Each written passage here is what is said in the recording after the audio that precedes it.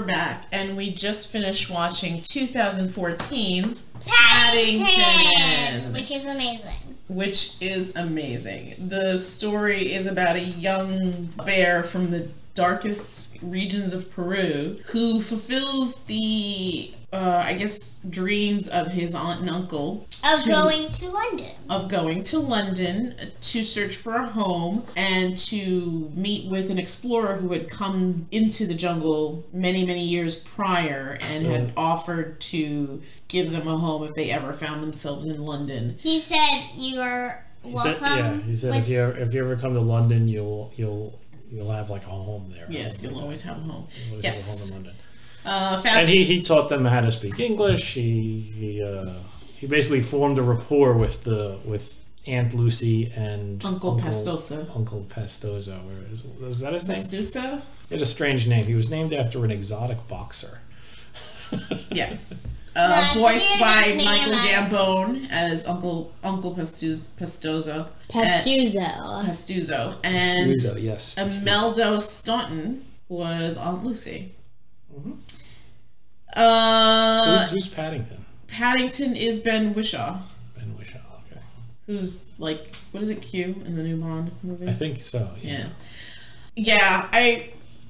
We're gonna do Paddington 2, obviously, because I think this has to be double featured. It has to be double featured as a 1 and 2 for. I'm gonna come right off the bat and say I love the first one, but I love the second one even more. But this was such a left field treat. I mean, I believe like they've done Paddington, not live action, but I think they've done the property previously.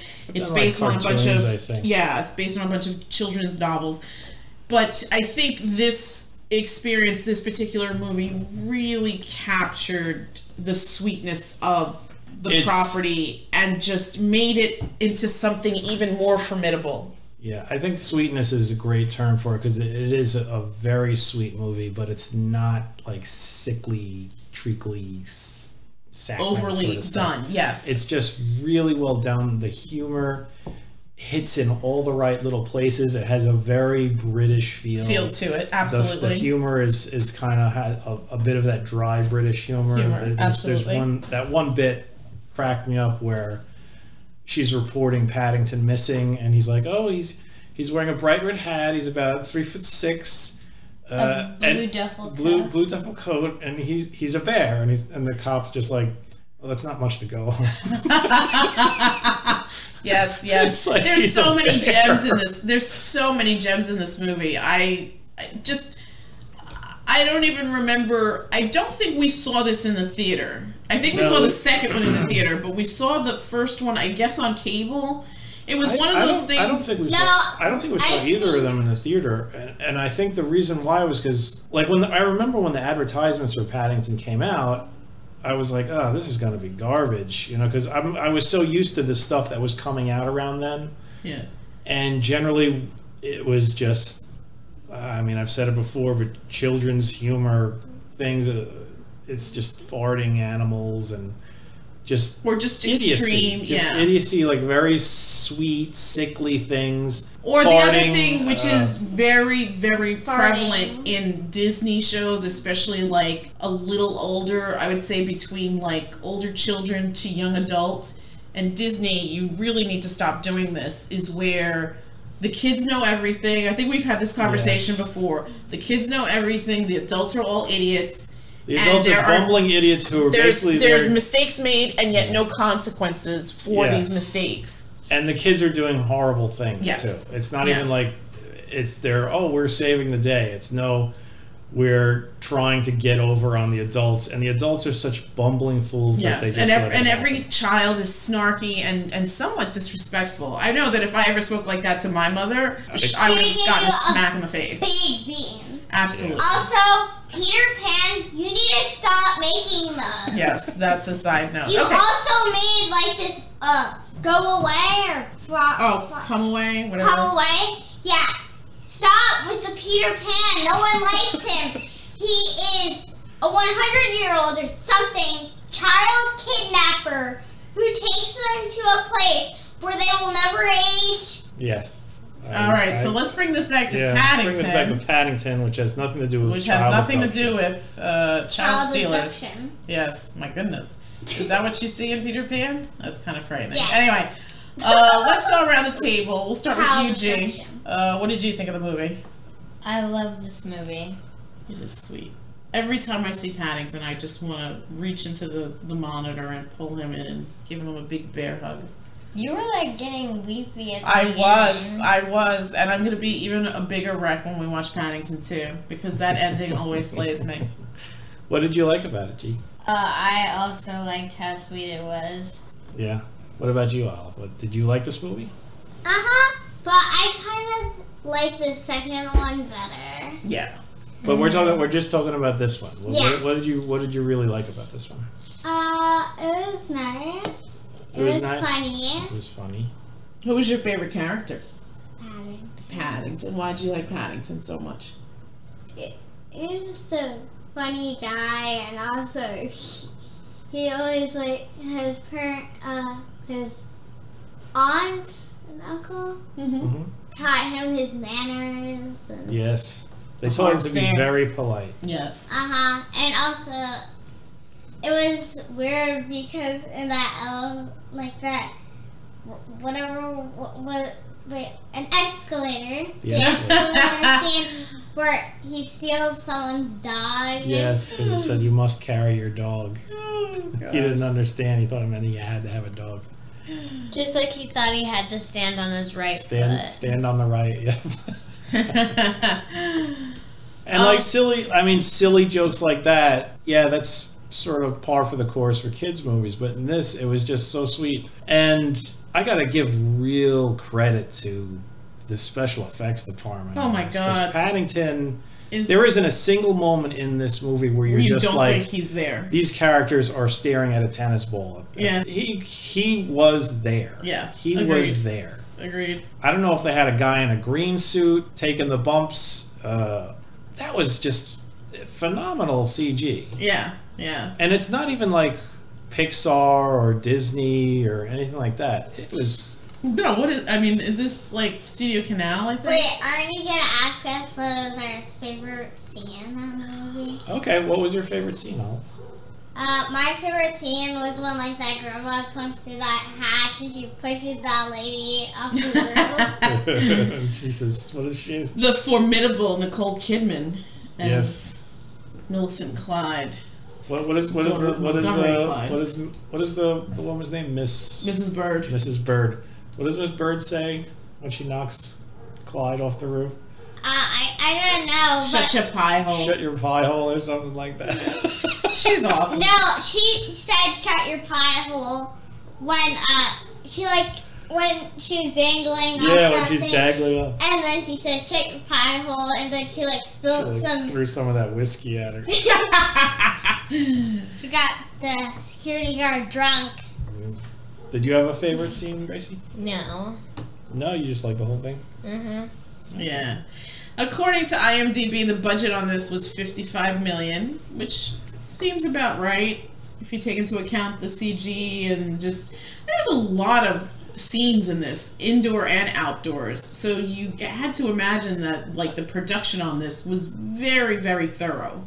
Yeah, I guess because you didn't really have to pay for big salaries. I mean, maybe Nicole Kidman probably got the most money out of that. And she probably did it for a song. I feel like she's at that point in her career where she's just like giving freebies. It's like, you know what? I just want to work, and this is a cute little script, and you know what I mean. Like, does she really need to work at this point? Probably not. But as for a $50 million movie, they really did a great job. Everything looked gorgeous in this movie. And you want to hear something funny? House. I love their house. I'm ready to move to England. It did about a little under 19 million opening weekend in the U.S.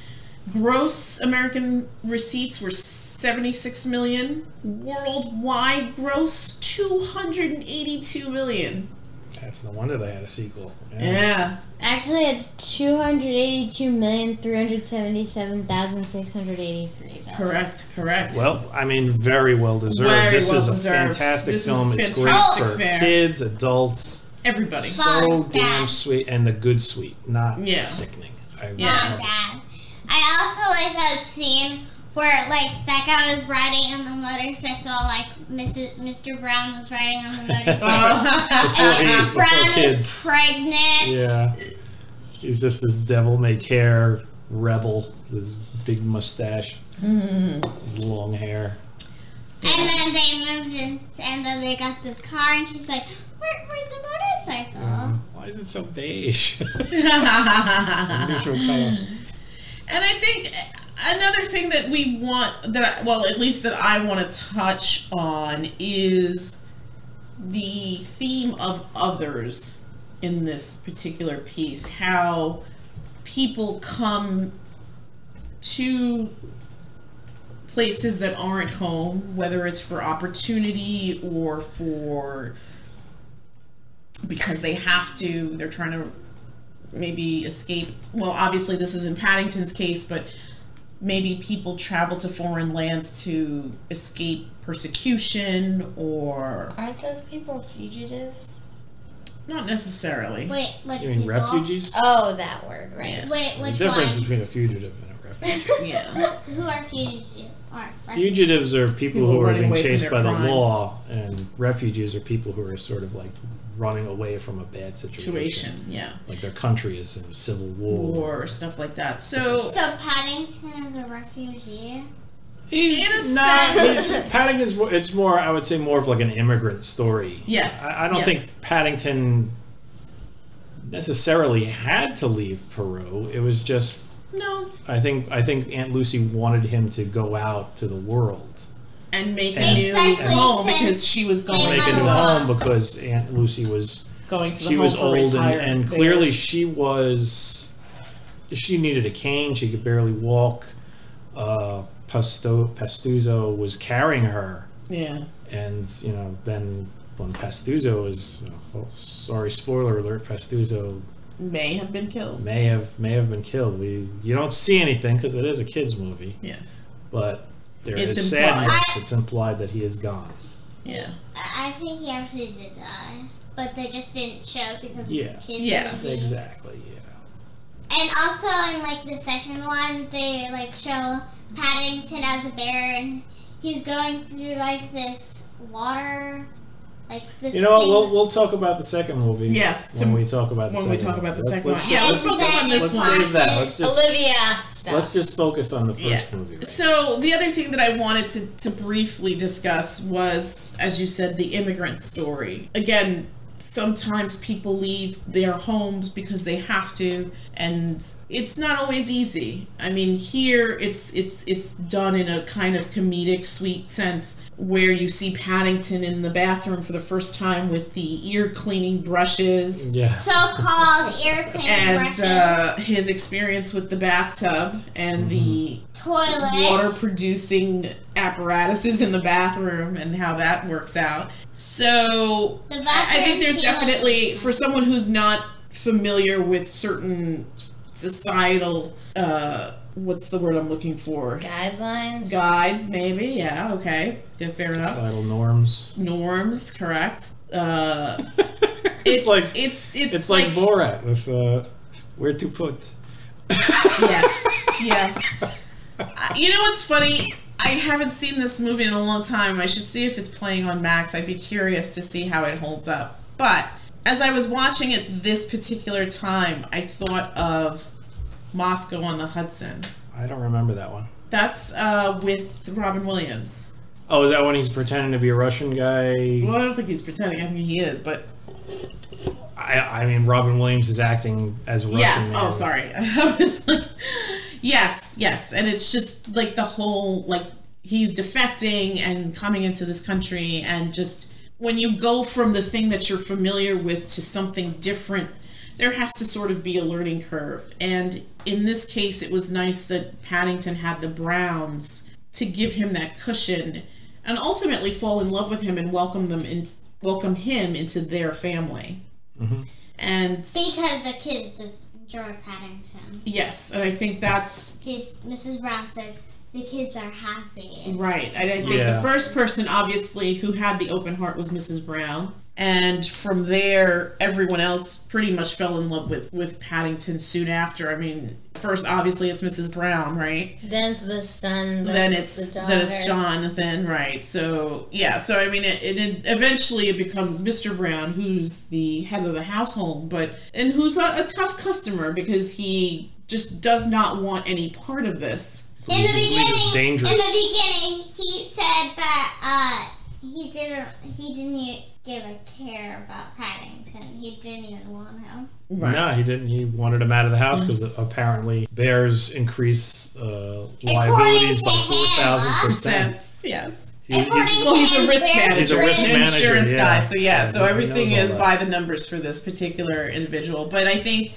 having someone like Paddington or a bear in the house sparked something in him that he hadn't had in a long time. I think it definitely changed the family dynamics. Well, I think he sees, I think that's what it is. He sees the result of the bear on his family and how much happier they all are because it's there. And it's clear that in the beginning there's something off. They're sort of just going through the motions. I think they said like with the daughter, she's like, "Oh, we just moved here, and I don't want people to think I'm any weirder than we actually are." Right.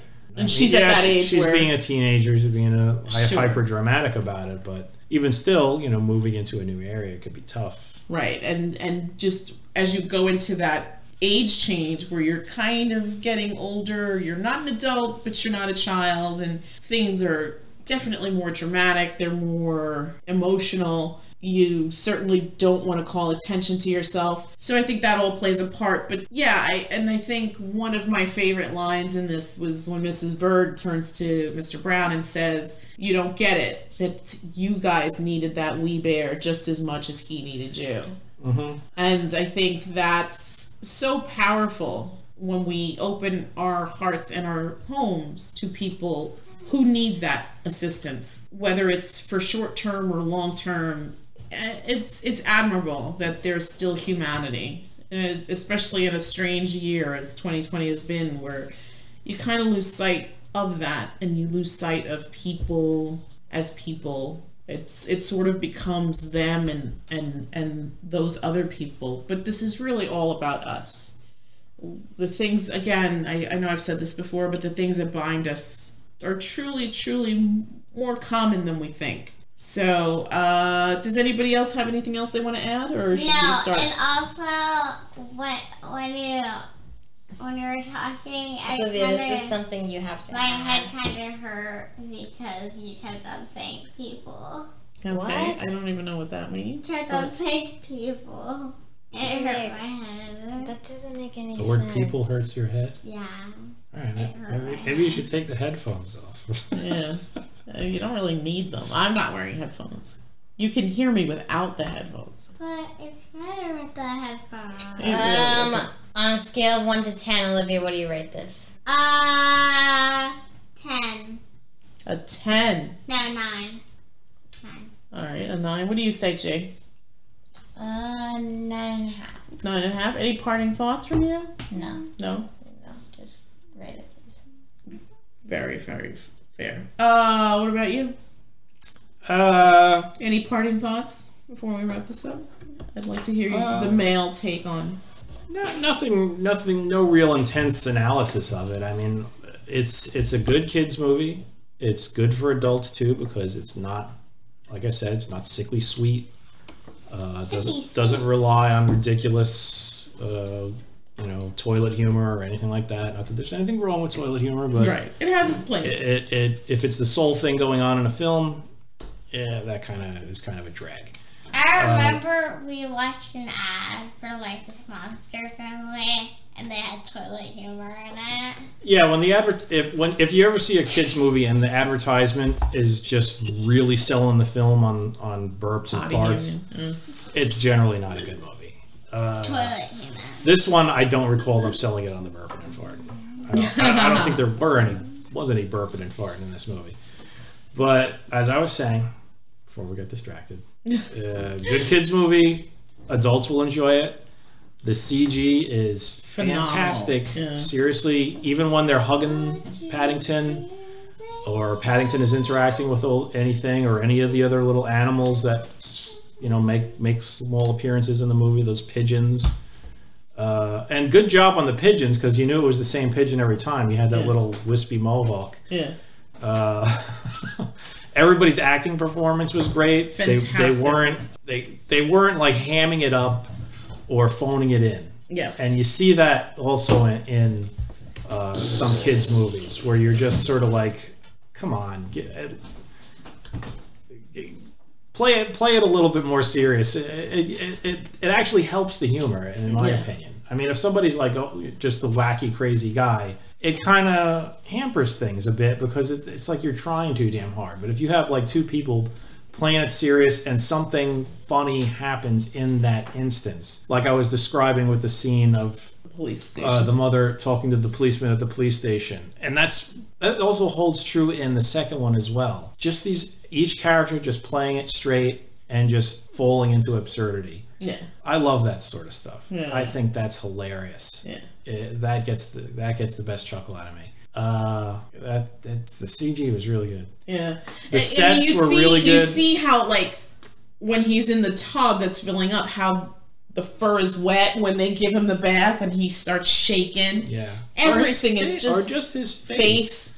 They gave. I mean, he's got like real. When he does that stare in the elevator. He gets the hard stare. The hard stare to Mr. Brown. When he's sad, when he's happy. Yeah. Ben Wisham's voice is perfect for this. Spot on, perfect for Paddington. Yeah. Everybody did a great job. The sets, the Brown's house. I love that house. Oh God, I wish I could live in that house. Yeah. And also that tree and the spiral staircase. The spiral staircase with the tree painting. The tree was done really good. And I loved fantastic. How when there was kind of the sadness in the house, the leaves went away. But when there was light and joy, the tree bloomed. They bloomed better than before. The film wasn't afraid to let the emotions affect the environment. And also another nice little touch, the little band, the band that would play.